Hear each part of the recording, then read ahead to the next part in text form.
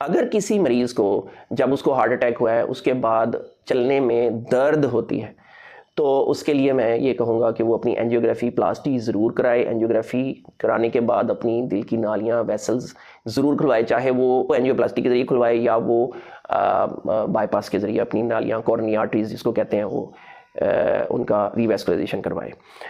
और वो लोग जिनको के चलने से दर्द होती है उनके लिए मैं यही कहूँगा कि जहाँ तक आप आहिस्ता आहिस्ता अपनी एक्टिविटी को नोट करें कि कितना दूर तक आप चल सकते हैं। जितना दूर तक आप दर्द के बगैर चल सकते हैं उतनी वॉक ज़रूर करें। और अगर दर्द हो तो बैठ जाएं और बैठने के बाद वो दर्द ठीक हो जाएगी। अगर फिर भी ना ठीक हो तो फिर आप ज़ुबान के नीचे गोली रख सकते हैं। जब दर्द बेहतर हो जाए उसके बाद आप अपनी walk continue Aahista Aahista continue कर सकते हैं। और इस तरह आपकी एक्टिविटी जो है Aahista Aahista with the passage of time दिल के अंदर वेसल्स डेवलप होंगी और फिर आपको दर्द नहीं हुआ करेगी उतना चलने से।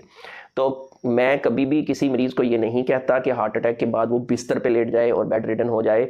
मैंने कभी भी किसी भी मरीज़ को बेड रिडन नहीं किया हार्ट अटैक के बाद।